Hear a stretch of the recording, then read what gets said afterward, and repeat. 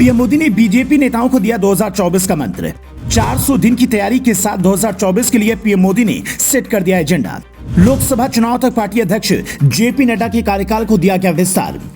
देश की राजनीतिक पार्टियां लोकसभा चुनाव 2024 की तैयारियों में जुट गई हैं। दिल्ली में हुई बीजेपी की राष्ट्रीय कार्यकारिणी की बैठक में पीएम मोदी ने अपनी पार्टी के नेताओं को चुनाव में जीत का फॉर्मूला देकर जोश भर दिया है। राजधानी दिल्ली में बीजेपी की राष्ट्रीय कार्यकारिणी की 2 दिवसीय बैठक खत्म हुई।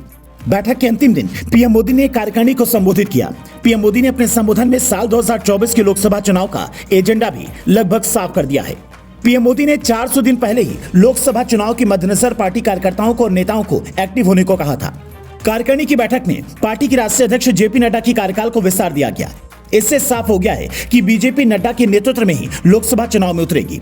पीएम मोदी के संबोधन में इस साल 9 राज्यों में विधानसभा चुनाव के साथ ही लोकसभा चुनाव के लिए भी संदेश था। बता दें कि पीएम मोदी ने लोकसभा चुनाव से पहले मुस्लिम समुदायों को लेकर अपने नेताओं को बड़ी नसीहत दी।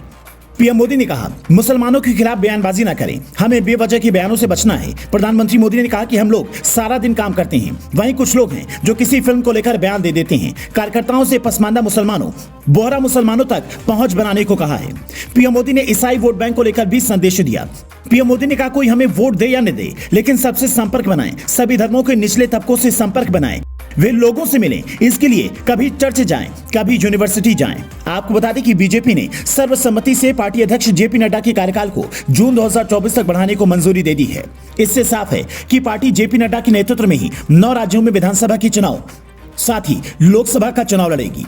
नड्डा के कार्यकाल को जून 2024 तक बढ़ाए जाने का प्रस्ताव रक्षा मंत्री राजनाथ सिंह ने रखा, जिसे सभी सदस्यों ने स्वीकार किया। नड्डा का 3 साल का कार्यकाल इसी साल 20 जनवरी को समाप्त हो रहा है। उसके पहले जुलाई 2019 में पार्टी के कार्यकारी अध्यक्ष बनाए गए थे। उसके बाद 20 जनवरी 2020 को उन्होंने पूर्णकालिक अध्यक्ष के तौर पर पार्टी की कमान संभाली। भाजपा के संविधान के अनुसार राष्ट्रीय अध्यक्ष को लगातार 3 साल के लिए 2 कार्यकाल दिए जाने का प्रावधान है। पीएम मोदी ने कार्यकर्ताओं से कहा कि सरकार की कल्याणकारी योजनाओं को घर घर पहुंचाएं। हमें आजादी के अमृतकाल को कर्तव्य काल में बदलना है। पीएम मोदी ने कार्यकर्ताओं को अभी से काम दे दिया है। प्रधानमंत्री ने कहा कि उन्हें हर दिन अलग अलग लोगों से मिलना है। इसके साथ ही पीएम ने सीमावर्ती गांव में संगठन को मजबूत करने पर जोर दिया है। पीएम ने कहा कि सामाजिक समरसता के लिए हमें गांव-गांव जाना होगा, गांव में राष्ट्रवाद की भावना को जागृत करना होगा। प्रधानमंत्री ने कहा कि सभी को मेहनत करने की जरूरत है। साफ है कि इस साल देश में राजस्थान, छत्तीसगढ़, मध्य प्रदेश, कर्नाटक समेत 9 राज्यों में विधानसभा चुनाव होने हैं। इसके अलावा 2024 में लोकसभा चुनाव भी हैं। बीजेपी अभी से 2024 में 2019 का रिकॉर्ड तोड़ने की तैयारी में जुट गई है। पार्टी की नजर बिहार, पश्चिम बंगाल, उड़ीसा, महाराष्ट्र और तेलंगाना की 160 सीटों पर फोकस कर रही है।